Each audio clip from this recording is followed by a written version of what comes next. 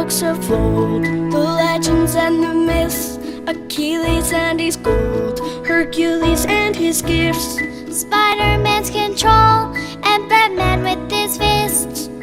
And clearly I don't see myself upon that list. But she said, where'd you wanna go? How much you wanna risk? I'm not looking for somebody with some superhuman gifts, some superhero, some fairy tale bliss. Just something I can turn to, somebody I can kiss. I want something just like this.